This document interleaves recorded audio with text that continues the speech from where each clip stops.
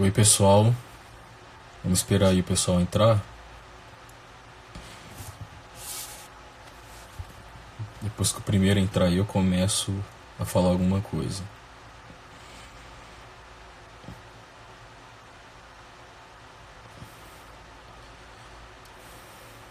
Bom, vamos começar. Oi, pessoal. Boa noite. Tudo bem com vocês? Espero que vocês estejam bem. Vamos começar com um comunicado, né? Que todos vocês sempre ficam falando: ah, Fábio, deixa aí a live salva 24 horas, não sei o que mais, onde que disponibiliza no YouTube.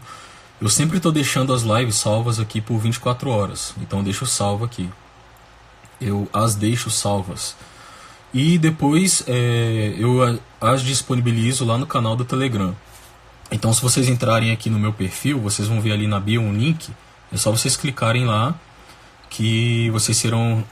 Aliás, há várias possibilidades ali. Ali é o link do meu blog, do canal no Telegram e também para o meu relato de conversão. Que muitos de vocês aqui são novos e ainda não conhecem o relato que eu escrevi explicando sobre a minha conversão. Então, lá no link da bio tá tudo lá. É só vocês entrarem lá e serem redirecionados para essas páginas que eu mencionei.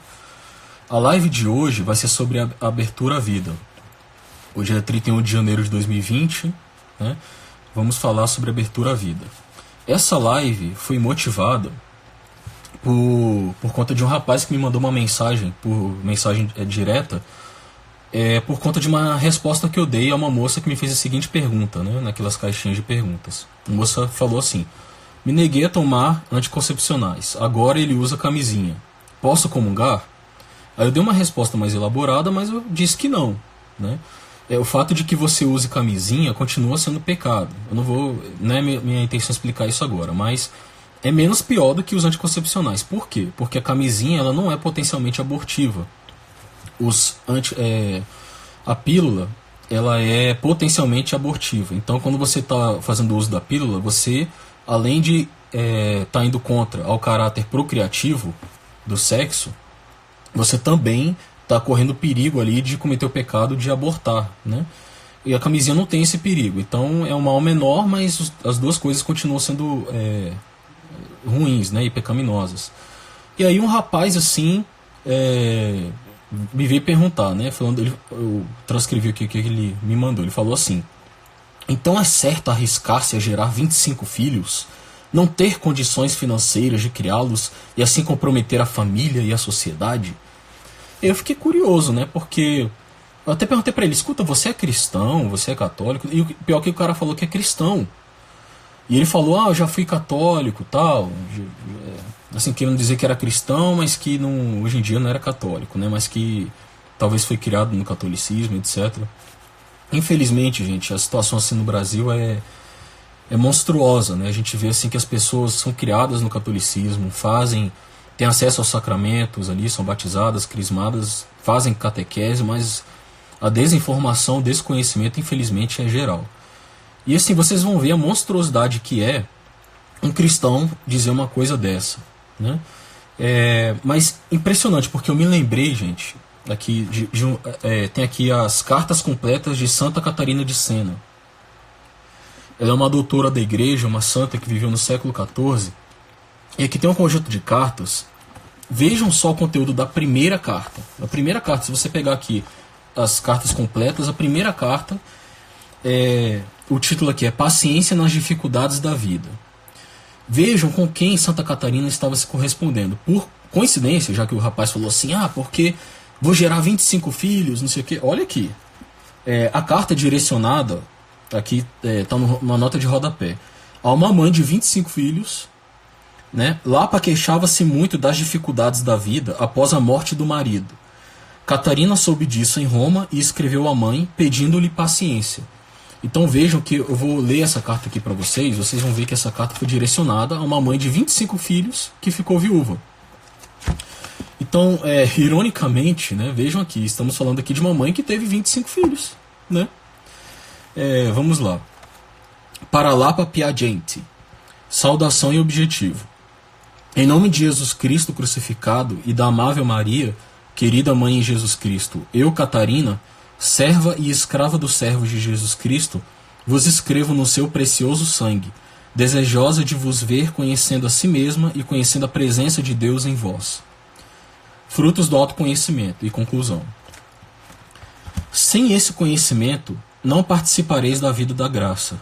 Vós deveis ter esta santa e grande preocupação, de que por vós mesma nada sois e de que vem de Deus o que sois. Dele recebestes o ser, e dia após dia Deus vos concede muitos favores e graças. Se fordes grata a Deus, alcançareis a perfeita paciência, e não ficareis a fazer comparações entre sofrimentos grandes e sofrimentos pequenos, porque então os grandes vos parecerão nada a ser suportado por Jesus Cristo crucificado. Avalia-se o bom soldado de cavalaria no campo de batalha. Também vossa alma tem de ser experimentada na luta das grandes dores. Se vossa alma se mostrar bastante paciente, se não desanimar nem se revoltar, se não se escandalizar diante dos acontecimentos que Deus permite, poderá rejubilar-se, alegrar-se e contente esperar a vida eterna. Apoiada na cruz e fortalecida pelas dores e sofrimentos de Cristo, tranquila aguardareis a eterna visão de Deus.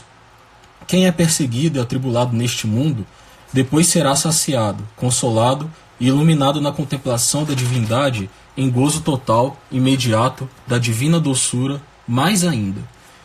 Desde agora o Senhor consola os que por ele labutam, mas sem o conhecimento de nós mesmos e sem o conhecimento da presença de Deus em nós, jamais atingiremos tão grande felicidade. Quanto sei e posso, suplico-vos que procureis com empenho esse conhecimento para obtermos a recompensa dos nossos esforços. Permanecei no santo e doce amor de Deus. Jesus doce, Jesus amor. Tem uma nota de rodapé aqui que eu achei curiosa, quando ela usa aqui, para obtermos a recompensa. Fala assim: Catarina deveria dizer obterdes, mas era seu costume assumir as dificuldades alheias. O leitor perceberá que em quase todas as cartas, esse modo de falar que demonstra a delicadeza da missivista ao dar conselhos. Aliás, eu li com a entonação errada, né? O leitor perceberá em quase todas as cartas esse modo de falar que demonstra a delicadeza da missivista ao dar conselhos, né? Enfim, então vejam aqui o que Santa Catarina de Sena está falando aqui para essa mulher. É simplesmente tudo que eu sempre falo aqui nos stories, né? Mas vamos lá. E vejam que ela está se correspondendo aqui com uma mãe de 25 filhos. Ironicamente, né? Como esse rapaz escolheu essa quantidade, eu me lembrei imediatamente dessa carta de Santa Catarina de Sena. Mas vamos lá, né, gente? A primeira coisa que eu tenho a falar é o seguinte. Gente, ninguém é obrigado a ser católico, né? Uma vez que você escolha ser católico, você tem de ser comprometido em ter a Santa Igreja por mãe e mestra. Eu gosto muito daquela citação de Santa Faustina Kowalska, que eu sempre menciono, né? Que ela fala: o demônio pode ocultar-se até sob o manto da humildade, mas ele não sabe vestir o manto da obediência. E é precisamente isso. A marca do católico é a obediência. E eu sempre, quando eu discuto sobre moral, eu tento de fazer essa distinção entre ser e dever ser, entre o ôntico e o deôntico, entre ontologia e deontologia. Então é o seguinte, gente, uma coisa é a gente discutir esses assuntos do ponto de vista moral, em termos do que é certo e do que é errado. O que eu estou dizendo aqui é o que a Santa Igreja, Mãe Mestra, ensina. Isso é um ensinamento da Igreja, né? Agora, se as pessoas vão ter dificuldade em viver isso, se eu pessoalmente vou ter força moral para viver isso, é outra história. Mas é importante também falar outra coisa. O fato de que você esteja convencido de que algo é moral e de que você mesmo reconheça de que você não tem forças para viver isso que você julga que é moral, não justifica você de absolutamente nada. Porque eu recebi aqui algumas mensagens por inbox de pessoas falando assim: Fábio, tudo bem, isso é muito bonito, eu estou convencido de que isso é o certo, mas isso não é para mim, eu não consigo viver isso. Tá, e você vai ficar nisso? Tudo bem, a igreja ensina isso, mas eu não consigo viver e vai ficar por isso mesmo? Então por que razão você é católico, né? O que é a transformação em Cristo para você? Absolutamente nada, né? Por que você diz crer nessas coisas? Mas enfim, vamos começar o raciocínio aqui. Outra coisa também que é importante dizer: Muitos de vocês também acham que é você pegar a Bíblia aqui, né? Ah, vou pegar aqui a Bíblia. Hoje eu estou utilizando aqui a tradução oficial da CNBB. Então vocês acham que por vezes é pegar a Bíblia. Vocês me perguntam, Fábio, de onde que você tirou a fundamentação disso? Então vocês esperam que eu pegue a Bíblia e fale que, porque o sexo, se não for unitivo e procriativo, ele é pecado. Usar camisinha é pecado, né? Você tem de estar aberto à vida e tal. Gente, que palhaçada é essa, né? Deus deu inteligência para vocês utilizarem essa inteligência que vocês têm. Vocês são chamados a amar a Deus com tudo aquilo que vocês têm, o que inclui a sua inteligência. Então, raciocinem um pouco, poxa. Pega aquilo que está nas Escrituras, né, e procurem ver os princípios por trás daquilo que vocês estão lendo. Por vezes as pessoas querem tudo de mão beijada, né, então fica difícil. Mas vamos lá, a primeira passagem que eu gostaria aqui de ler com vocês e meditar sobre ela é uma passagem que está em Salmos, né? Na verdade, no Salmo 127. A numeração que eu estou utilizando é a numeração hebraica, porque por vezes isso gera confusão, né? Não sei se vocês já viram isso, mas por vezes a gente vai citar alguns textos litúrgicos, até vocês vão ver a numeração dos Salmos, e vocês encontram uma numeração e uma numeração em parêntese, né? Entre parênteses. O que acontece? A tradução da Septuaginta, ela utilizou uma numeração diferente daquela do texto hebraico. Então, por vezes você fala assim, Salmo 127 tal, mas aí você pega a sua Bíblia e vai ver que você não sabe qual que 127 que está sendo utilizado, né? Então, eu prefiro utilizar a numeração hebraica, por várias razões, né? Primeiro porque eu, como fui criado a vida inteira no meio protestante, os protestantes utilizam a numeração hebraica, então eu estou acostumado a mencionar as passagens bíblicas por meio da numeração hebraica, e porque ela também é possível dentro do catolicismo, então é uma preferência minha, mas se você prefere utilizar a numeração da Septuaginta, você tem liberdade para isso, mas enfim. Vejam aqui essa passagem aqui do Salmo 127, na numeração hebraica, relembrando. Olha só. Eis a herança do Senhor, os filhos, e a sua recompensa, o fruto do ventre. Como as flechas na mão do guerreiro, assim os filhos da juventude. Feliz o homem que enche com eles a sua aljava. Não será envergonhado quando tratar com os inimigos à porta da cidade. O que é aljava? Aljava é aquele suporte que os arqueiros utilizavam para guardar suas flechas, né? Olha, gente, o que está aqui é muito claro. Se você sabe o mínimo de analogia, se você é minimamente alfabetizado, sabe alguma coisa sobre um argumento analógico, vocês têm de perceber que aqui não faz sentido essa passagem se vocês não interpretarem do modo como eu vou interpretar. Vamos lá. O salmista está comparando os filhos a um guerreiro, as flechas de um guerreiro numa guerra, né, nas suas aljavas. Ora, se vocês soubessem que vocês estão indo a uma guerra, você é um arqueiro, né? E você tivesse de escolher quantas flechas você quer carregar nas suas aljavas, quantas flechas você escolheria? Você diria, se possível, infinitas, né?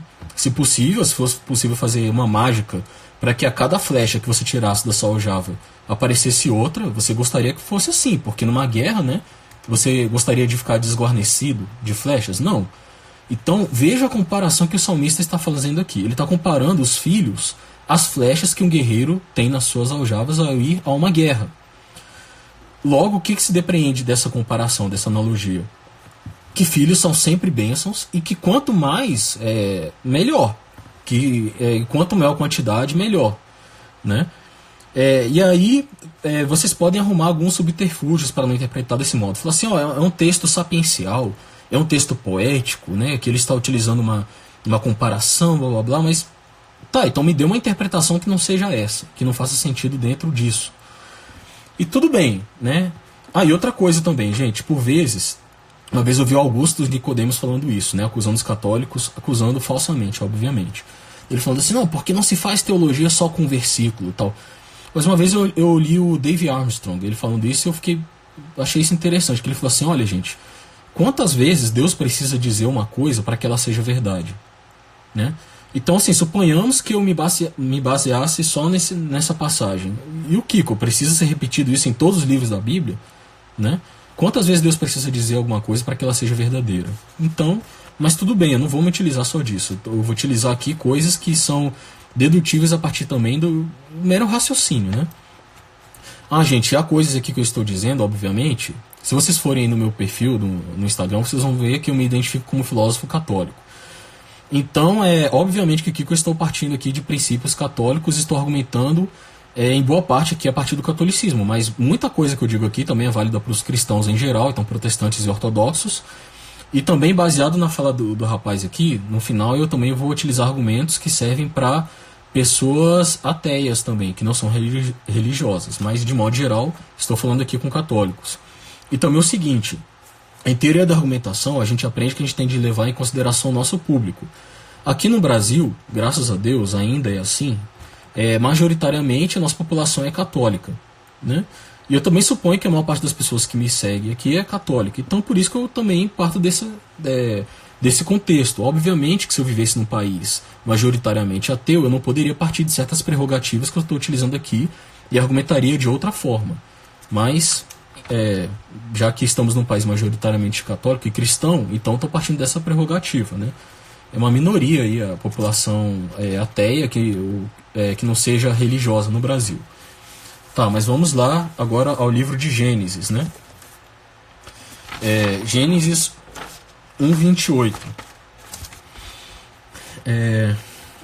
Tá aqui, né? Aliás, vou começar a ler no versículo 27, tá assim: E Deus criou o ser humano à sua imagem. A imagem de Deus o criou. Homem e mulher os criou.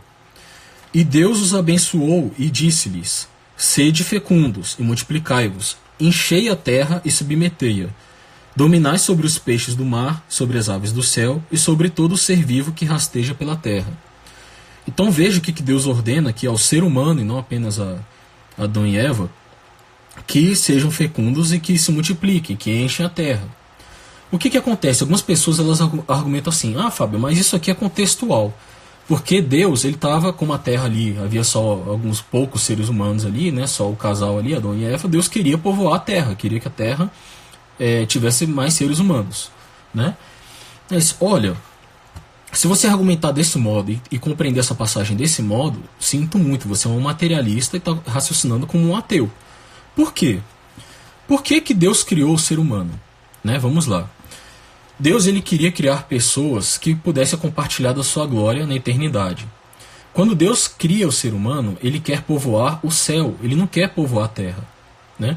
Obviamente ele quer povoar a terra também, mas principalmente ele quer povoar o céu. Então, deu uma de Moura agora, né? Deu uma desafinada aqui, mas beleza. Mas Deus queria principalmente povoar o céu. Então, quando Deus está pedindo para que Adão e Eva e que aqueles seres humanos eles sejam fecundos e se multipliquem, o que Deus está querendo é aumentar a quantidade de pessoas no céu. E por isso que eu compartilhei um vídeo aqui durante essa semana do Padre Paulo Ricardo, que ele fala isso: olha gente, a igreja ela defende o que defende porque ela crê no céu. É esse o ponto. E é precisamente isso. Então, pensem só, né? Primeiro aquela fala do salmista de que filhos sempre são bênçãos e de que eles são sempre, quanto mais você os desejar, mais você aliás, e que a gente deveria desejá-los, se possível, na sua maior quantidade. E por que isso? Porque Deus escolheu. Não, e gente, é uma coisa tão bela, olha só. A gente não tem o poder de infundir a alma em ninguém. Mas Deus escolheu que nós, por meio da procriação, a gente participasse da criação divina. Veja que coisa maravilhosa. Porque Deus poderia ter escolhido multiplicar a humanidade de qualquer modo. Ele poderia escolher que, sei lá, a cada 3 segundos aparecesse uma pessoa formada. Ou então um bebê aparecesse nos braços de alguém.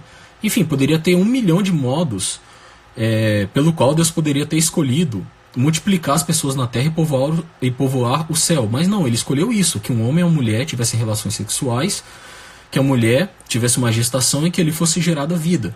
E embora a gente dê o material genético, biológico para que uma vida seja formada, é Deus quem infunde a alma. Então é algo muito bonito, né? Então veja só, não faz sentido a gente compreender essa passagem como restrita a algo contextual que Deus queira só povoar a terra, porque Deus quer povoar a terra porque Ele quer povoar o céu.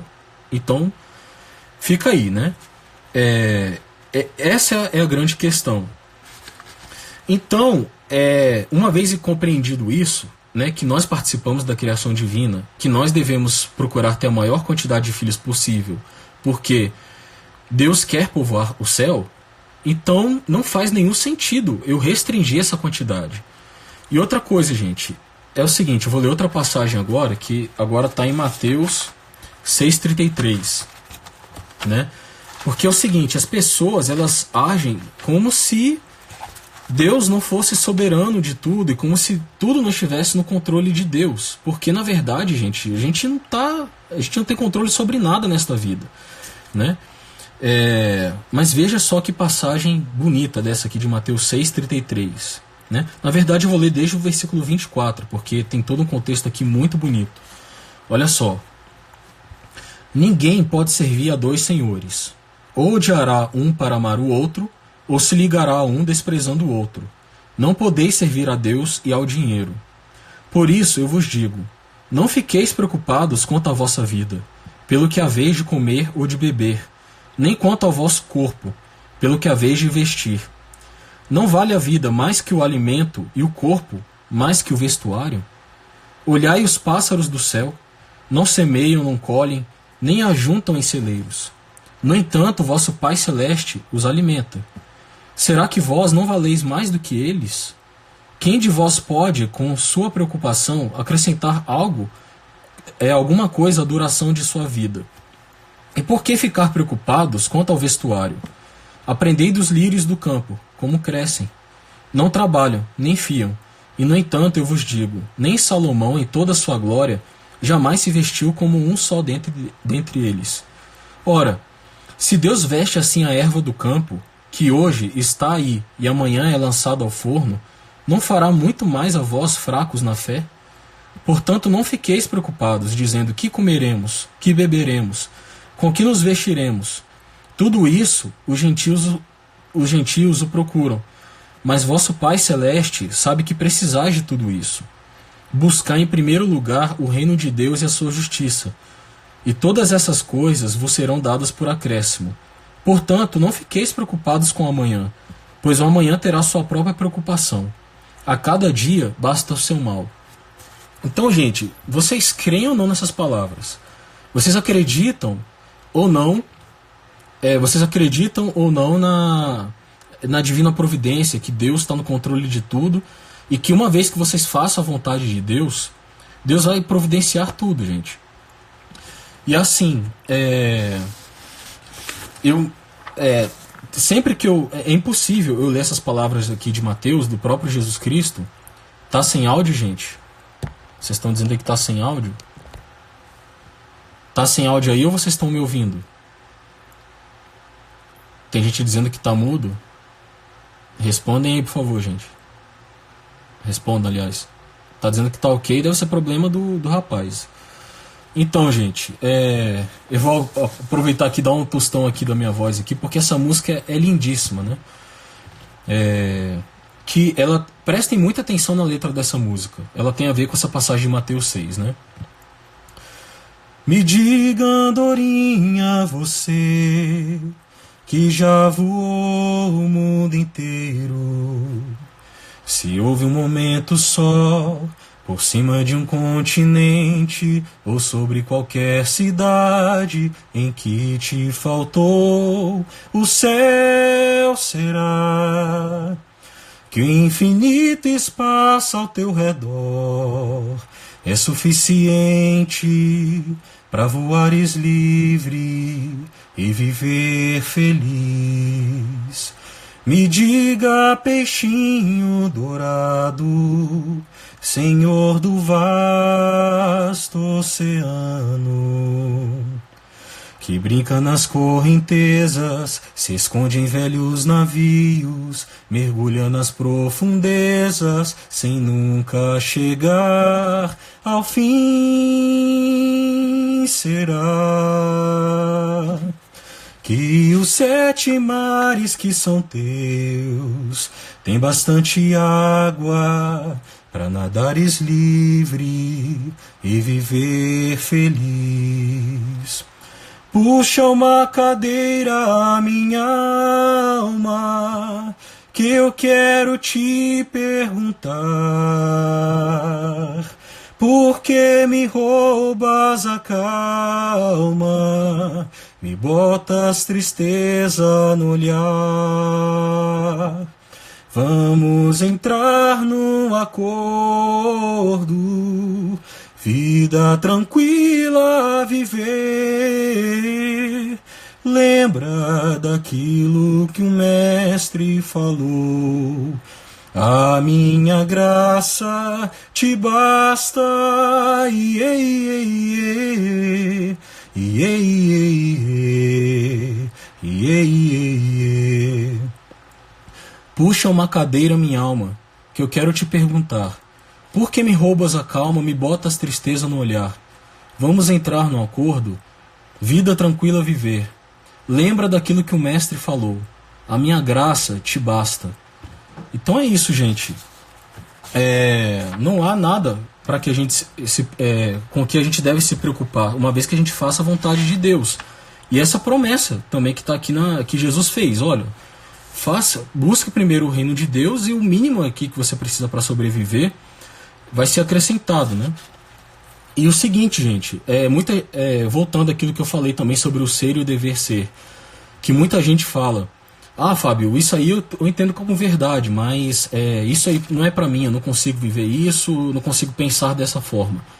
Gente, Romanos 12:2, eu gosto muito dessa passagem. Não vos conformeis com este mundo, mas transformai-vos pela renovação da mente, para que possais distinguir o que é da vontade de Deus, a saber, o que é bom, o que lhe agrada, o que é perfeito. Então, o dever do cristão, o dever do católico, é ele transformar sua mente de modo que ele possa pensar naquilo que a igreja ensina, gente. E o seguinte, se vocês pensam assim, que eu sempre pensei nisso, pelo contrário, olha só. Antes de eu me tornar católico, eu cheguei a defender que a procriação era imoral, né? O meu professor no mestrado, posteriormente, que foi meu professor no mestrado, ele tem toda uma ética chamada ética negativa, em que ele argumenta que procriar é imoral. E hoje em dia tem toda uma linha dentro da filosofia antinatalista. E na época eu fui convencido pelos argumentos dele. E vejam só, eu cheguei a falar com a Dani, a minha namorada na época, falei assim: amor, o seguinte, eu fui convencido de que a procriação é imoral. E vejam, eu sempre pensei em ter filhos, assim, nunca tinha pensado em, não quero ter filho. Não, mas eu fui convencido daquilo, eu falei assim: olha, uma vez que eu esteja convencido de que é imoral ter filhos, eu não vou ter filhos. Então, se você quer... Mas é claro que eu apresentei toda a linha argumentativa para ela, e argumentei aquilo com ela e a convenci, né? Eu também odeio isso. As pessoas acham que quando as pessoas me tratam, né, como se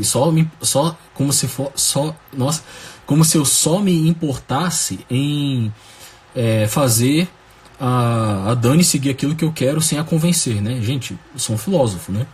Então, claro que eu me importava em convencê-la daquilo que eu estava convencido. Então eu fui lá, argumentei com ela, tudo, falei assim: olha, então eu não vou ter filhos porque é moral. E ela se convenceu também. Então, mas depois que eu me tornei católico e fui meditar sobre essas coisas, a partir da perspectiva cristã, eu fui convencido de que não. Então vejam que eu fui do 8 a 80. Então, de achar que a procriação era imoral, eu fui convencido de que eu deveria ter quantos filhos Deus quer que eu queira. Aliás, que eu tenha quantos filhos Deus quer que eu tenha. Então, vejam só. E eu também comentei isso nos stories. Falei assim, gente, é igualmente errado se eu pergunto para você quantos filhos você quer ter. E você fala assim: eu quero ter 10. Ué, mas e se Deus quiser que você tenha 25, como essa moça que foi destinatária da carta de Santa Catarina? E eu também fui procurar, até comentei isso nos stories, né, por curiosidade, quantos filhos, qual foi o recorde que uma mulher já teve em vida. E eu fui procurar uma mulher que teve mais filhos em vida, ela teve 69 filhos. Então vejam só, se Deus quiser que você tenha 69, que você não tenha 10, você só vai ter os 10? Então a questão não é essa, não é de quantos filhos você quer ter, a questão é quantos filhos Deus quer que você tenha. E outra coisa, por mais que a gente deva desejar ter filhos e quantos filhos Deus quer que a gente tenha, Deus também pode querer, por alguma circunstância, que você tenha nenhum filho. Então você pode ser infértil, pode Não sei, e você tem que estar igualmente aberto a essa vontade de Deus para sua vida. Então a questão não é, eu quero ter 60, não é. É que eu quero ter quantos Deus filhos Deus quer que eu tenha. Por quê? Porque eu estou aberto à vontade de Deus e à divina providência. Essa é a posição de um cristão, né? E não há outra alternativa a um cristão que não seja essa. Então, E veja só, gente, é algo tão belo também, que eu também separei outra passagem aqui, que está em 1 Timóteo 2,15. Olha só. São Paulo fala aqui a Timóteo, né? Eu só vou ler essa passagem. Ele fala assim, que a mulher será salva pela geração dos filhos. Então veja só, gente. Então aqui a coisa é tão... assim... É tão extraordinária que São Paulo fala isso, né? Fala assim, olha, a mulher vai ser salva. É claro que depois ele continua, né? Ele fala assim, a mulher será salva pela geração dos filhos se perseverarem na fé, no amor, na santidade, unida à sensatez. Então é claro que não é assim, não, vou ter um filho, estou salva, tal. E também tem de compreender o que quer dizer com isso, né? Mas aí você poderia talvez argumentar, falar assim, olha, tudo bem, eu como cristão eu quero estar aberto à vida, eu quero ter filhos porque eu quero povoar o céu. Mas ora, se eu tiver filhos, não está garantido que esses filhos vão para o céu, eles podem ir para o inferno. Então, será que não seria melhor não ter filhos com essa possibilidade que eles possam ir para o inferno? E aí eu vou explicar isso para vocês, gente. Vou aqui utilizar da aposta de Pascal. Se vocês não conhecem essa argumentação de Pascal, ele usa isso com relação a ateus, para que eles possam estar abertos à meditação sobre a existência de Deus. Porque é o seguinte, nós temos as seguintes possibilidades. Deus pode existir e Deus pode não existir, né? Dentro dessas duas possibilidades, eu posso crer ou não na existência de Deus. Ora, se Deus não existir e eu crer que Deus exista e eu venha morrer, não fez diferença nenhuma. Se Deus não existe e eu creio que Ele não existe, e coincidiu com o fato de que Ele não exista, também se eu morrer não deu em nada. Mas se Deus existir e eu vier a morrer, se eu cria que Ele existiu e eu busquei me submeter à sua vontade, eu vou para o céu. Mas se Deus existe e eu não criei nele e eu morrer, eu vou passar a vida inteira no inferno. Então veja só, se for o caso de que Deus não exista, é indiferente se eu morrer ou não, e crendo nele ou não. Mas se for o fato de que Deus exista, isso vai custar ou meu sofrimento eterno, ou o fato de que eu vá passar a vida inteira tendo a visão beatífica ali, desfrutando da presença de Deus pela vida toda. Então, veja como é que é importante, como é que é sério você tentar meditar sobre isso e levar a sério a questão da existência de Deus, porque isso pode custar todo o seu destino eterno, né? Por mais que você não creia que na imortalidade e de que exista a vida eterna, por esse cenário, é importante que você leve isso a sério, porque é seu destino que está em questão aí. Tudo bem. Mas vejam só, gente, quando você compreende... eu gosto muito do Leibniz, né? Eu tinha gravado, inclusive, uma live sobre isso, que não ficou salva. Eu futuramente vou ter de regravar isso, porque é importante que vocês saibam isso. Mas vejam só, gente. Deus, quando Ele criou o mundo, Ele já criou o mundo inteiro. Primeiro, Deus é onisciente. Então, quando Ele criou Adão e Eva, Ele já sabia que Adão e Eva iriam pecar. Ele já sabia disso. Então ele já criou o mundo pensando na sua encarnação por meio de Jesus Cristo, que Ele iria salvar, resgatar essa humanidade. Ele já sabia, tinha todo esse planejamento na cabeça dele. Quando Ele criou o mundo, já sabendo que a gente iria pecar e que a gente estaria sujeito ao pecado original, às consequências do pecado original, e já sabendo que a gente iria constantemente se rebelar contra Deus e agir de forma equivocada, Deus ele foi traçando toda a estrutura do mundo de forma que Ele pudesse tirar um bem maior de todo o mal que a gente pudesse fazer, e Ele já nos posicionou na história em situações em que a gente tivesse acesso a todas as graças necessárias para que a gente pudesse se salvar. Então vejam a generosidade de Deus, né? Ele já construiu todo o mundo, Ele já arquitetou todo o mundo, já pensando em salvar a maior quantidade possível de pessoas.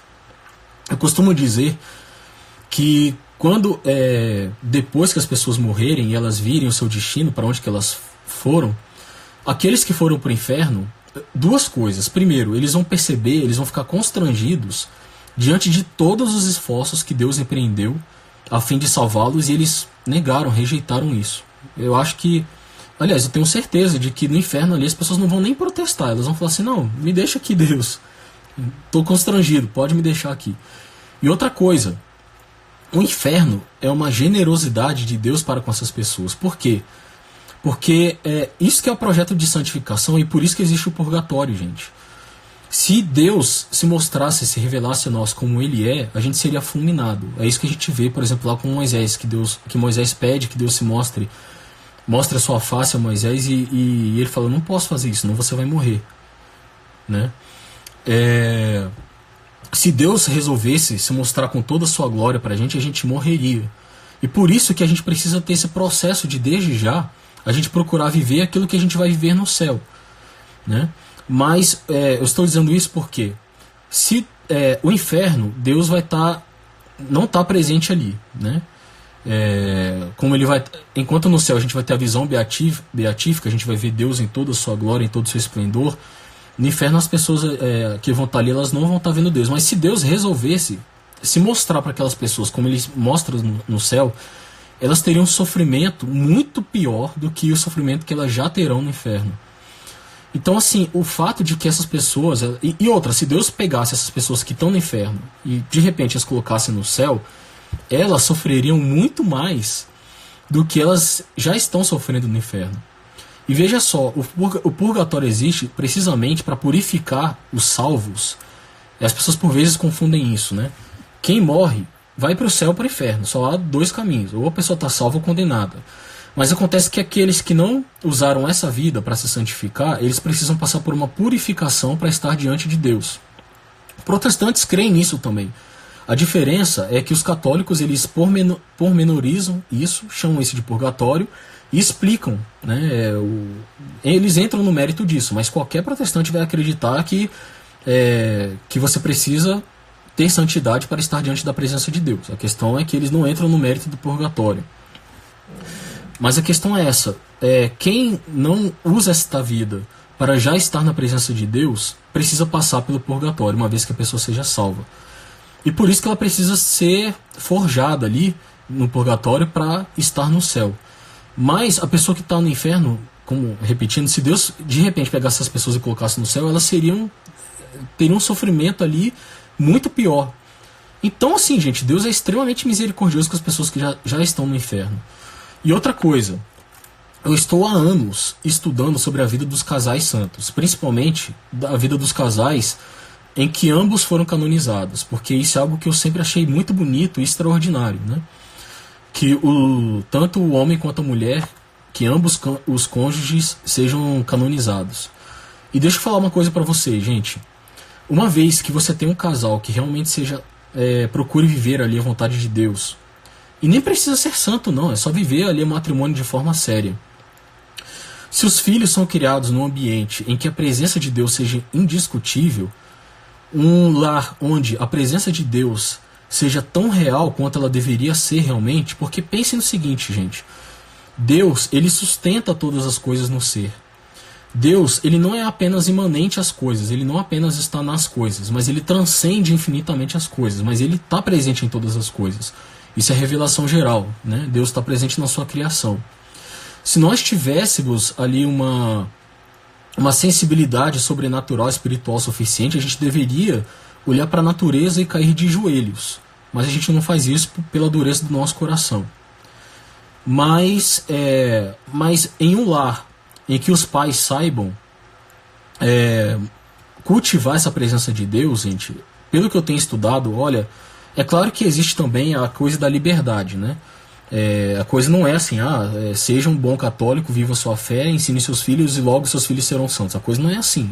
Há obviamente, o âmbito da liberdade humana. Mas, pelo que eu tenho estudado, gente, se você souber construir um lar onde a presença de Deus ali seja palpável, é improvável que os seus filhos... É possível que eles venham a não viver uma vida de acordo com a fé, mas negar a fé, dizer que essas realidades elas inexistem, é altamente improvável. Se vocês duvidam, gente, disso, gente, é só vocês lerem a história dos santos casados aí. Há toda uma literatura sobre isso. Mas é impressionante você ver como é que pensem, por exemplo, na vida de São Louis Martin e de Zélie Martin, os pais de Santa Teresinha. Eles tiveram 9 filhos. 4 morreram. Sobreviveram 5 mulheres. As 5 resolveram tornar-se freiras, né? Viver a religiosidade ali enclausuradas, né? Aliás, eu acho que nem todas eram enclausuradas, mas enfim, todas se tornaram freiras. Uma foi uma santa e doutora da igreja, que foi Santa Teresinha, morreu aos 24 anos, né? Para você ver, uma mulher para morrer com 24 anos e se tornar santa canonizada e doutora da igreja, veja o nível de santidade dessa mulher. Tem uma outra irmã, que é a Leonie, que ela está em processo de canonização. Então, assim, vejam como é que esse lar ele rendeu frutos, né? Como é que todos os filhos eles acabaram também enveredando-se pelo mesmo caminho de santidade. Então é isso, né, gente? E outra coisa, mesmo havendo essa possibilidade de que você tenha filhos, de que eles possam ir para o inferno, isso é argumentar pela consequência, né, gente? Eu preciso gravar uma live também sobre isso. Eu vejo muita gente argumentando desse modo, pelas consequências, né? Quando teve aquela coisa do Porta dos Fundos, né, etc., eu vi gente argumentando assim, gente, hoje, eu vi pessoas argumentando assim, hoje a lei, quem está sendo censurado é o Porta dos Fundos, que está fazendo um vídeo debochando de Jesus Cristo. Amanhã será nós que estaremos sendo perseguidos, tal. Olha, mas e o Kiko? Né? Se for correto que a lei seja aplicada desse modo, que interessa se eu vou ser perseguido? Que eu seja perseguido. Né? Uma vez também, não, essa história eu não posso contar não. Daqui a 10 anos eu conto essa história. Eu tava pensando, eu ia contar um negócio do Mac, mas deixa pra lá. Mas enfim, gente, então não interessa se as consequências de eu fazer algo correto. Eu até argumentei isso nos stories também, né? Que as pessoas falam assim, porque é muito difícil criar filhos e tal. Suponha que seja muito difícil, né? Eu não acho, sinceramente, eu até comentei nos stories também sobre as fraldas descartáveis, né? Falando que aqui no Brasil, só depois da década de 80 que a gente foi ter fralda descartável. Aliás, pensem, gente, em tudo. Pensem em ar-condicionado, em meio de transporte, né?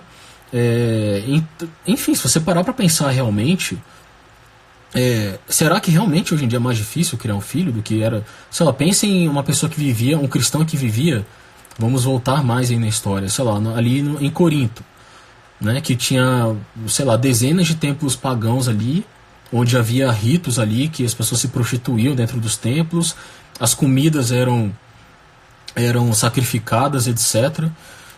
Será que era mais fácil criar um filho ali no contexto da cidade de Corinto, ali no contexto da igreja primitiva, do que é hoje criar aqui no Brasil? Não sei, né? Eu sempre digo que a gente tem que ter cuidado nessas comparações históricas, porque a gente tende a fazer uma seleção ali dos critérios que beneficiam aquilo que a gente quer dizer, né?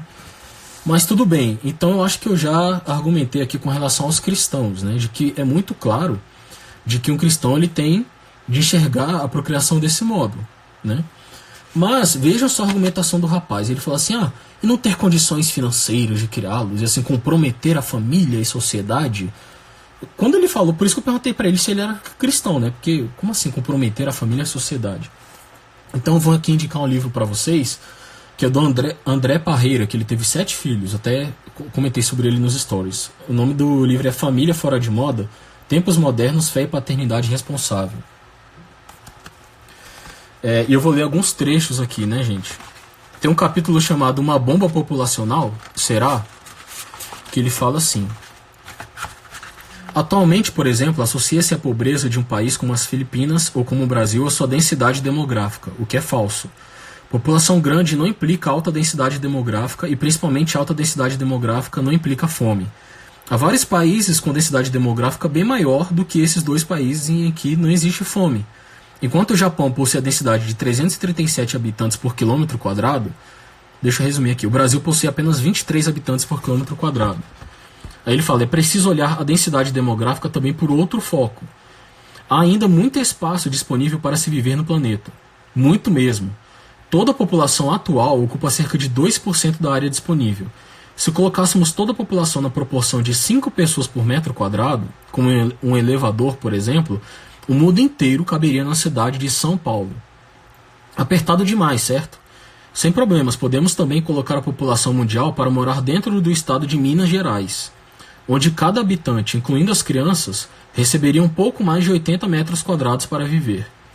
Isto significa que uma família de 6 pessoas teria à disposição um espaço de quase 500 metros quadrados, onde poderia cultivar boa parte de seus alimentos, como frutas, hortaliças, frangos e ovos.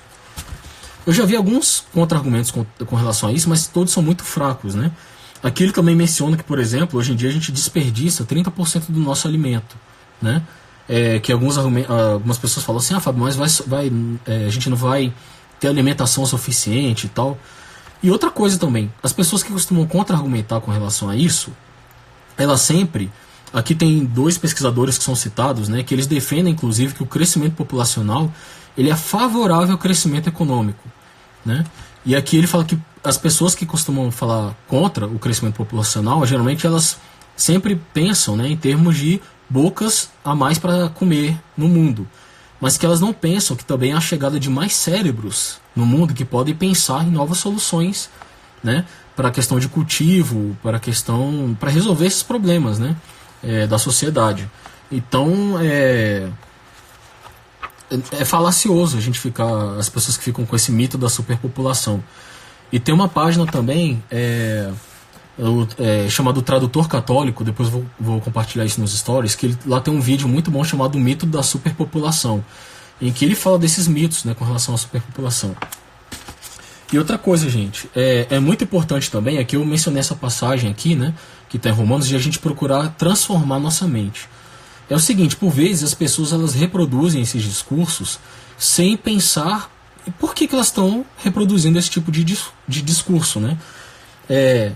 Sobra pouco tempo agora para eu falar sobre isso, mas eu posso falar sobre isso outro dia. Mas é o seguinte, gente, em poucas décadas, eu até comentei nos stories, né, de que na década de 60 você tinha quase 7 a média de filhos por mulheres no Brasil, e que hoje em dia tem 1,7, né?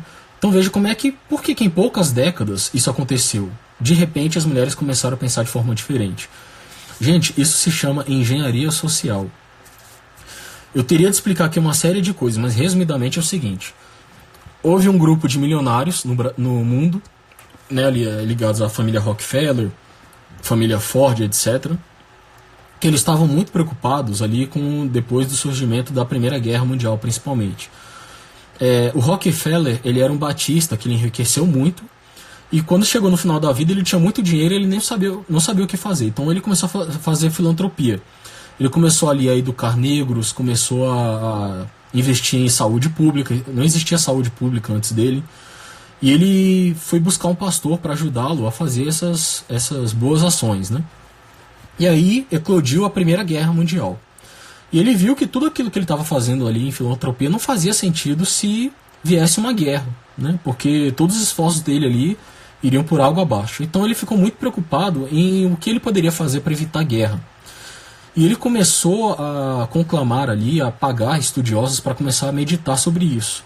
E houve várias vertentes ali de estudiosos que começaram a meditar sobre isso. Mas uma dessas vertentes era uma corrente sociológica, encabeçada ali pelo Kingsley Davis. Na verdade, isso foi nas gerações futuras ali do Rockefeller, né? Mas esses estudiosos também começaram a perceber, começaram a fazer uma associação pensando o seguinte: ora, se você aumenta a população de um país, esse país vai querer expandir suas fronteiras, vão precisar de mais alimentos, né, de mais riquezas. Então eles começaram a querer diminuir, aliás, eles começaram a querer zerar o crescimento demográfico no mundo. E eles começaram a pensar em várias alternativas sobre como eles poderiam zerar esse crescimento demográfico. E por meio ali dos estudos do Kingsley Davis, eles começaram, mas isso começou mais na década de 70, que foi quando um dos Rockefeller, na verdade o Rockefeller III, o neto do primeiro Rockefeller, ele foi convencido na década de 70 a começar a investir nisso, mas durante esse período todo eles começaram a investir em aborto, métodos contraceptivos, e eles perceberam que você mudando a estrutura social, a mentalidade da sociedade, que você poderia também mudar essa questão do crescimento demográfico. Então não bastava apenas você fazer as mulheres abortarem, usarem métodos contraceptivos. Por quê? Porque isso não resolveria a sua mentalidade de querer ter filhos. E na verdade eles queriam modificar isso. Então eles começaram começaram a perceber uma série de coisas. Começaram a perceber que, por exemplo, você mudando o modo das relações econômicas com relação à mulher, estimulando-os a querer trabalhar, a serem independentes dos homens, e o modo como eles também mudavam as estruturas das relações familiares. Então houve também investimento nessas questões de ideologia de gênero. Tudo isso, gente, é calculado. E isso não é teoria da conspiração, não, gente. Isso tem documentação, a vasta documentação sobre isso. Então, assim, é muito engraçado, porque chega um sujeito desse, hoje em dia, que se diz cristão, reproduzindo essas bobagens sobre a procriação, e ele acha que ele está pensando com a própria cabeça dele, né? E assim, gente, Platão já dizia isso, né? Que uma vida não questionada não merece ser vivida. E é precisamente isso. Se você não questionar a sua vida, se você não parar para meditar, por que eu estou pensando essas coisas? Por que eu estou dizendo essas coisas? Será que sou eu que estou pensando isso? Então você vai ser uma marionete, um boneco, e você nunca vai conseguir ser um cristão sério, porque um cristão sério, ele tem de transformar a sua mente. Precisamente, aqui o sujeito aqui nos comentários, o Marquinhos09 Moraes, falou isso, rastreamento das ideias. Inclusive a filosofia se inicia por isso, né, pelo rastreamento das suas ideias. Então isso é muito importante, gente. Então, no dia a dia, você tem de fazer essa autocrítica, pensar, por que eu penso desse modo? A igreja, ela me estimula a pensar desse modo? É correto pensar assim? Então, acho que eu já me alonguei muito, né? Gente, o padre Paulo Ricardo, que o Daniel Machado lembrou, ele tem ótimos vídeos sobre isso também. Mas o vídeo que eu tinha visto dele, falando sobre essa questão da engenharia social, etc., acho que é Herodes contra Pilatos, alguma coisa assim, o título da live que ele gravou. Mas eu acho que essa live só está disponível a quem é assinante do site, salvo engano. Mas se você é católico e ainda não assinou o site do padre Paulo Ricardo, meu amigo, o que você está fazendo, né? Olha, ali tem material riquíssimo, né, para vocês aprenderem mais. E vocês também vivem fazendo perguntas que já está tudo explicadinho lá, é só vocês procurarem lá no sistema de busca. Então é um site precioso. O padre Paulo Ricardo é uma pessoa muito confiável. Eu recomendo que vocês assinem o site e vocês verão lá informações sobre isso que eu estou dizendo, né? Mas acho que eu já me alonguei muito hoje, né?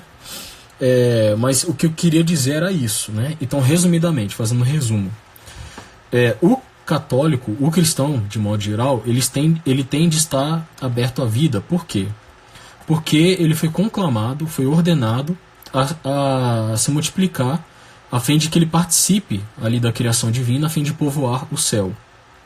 Então, se o objetivo é povoar o céu, quantos membros que eu gostaria de ter no céu, né?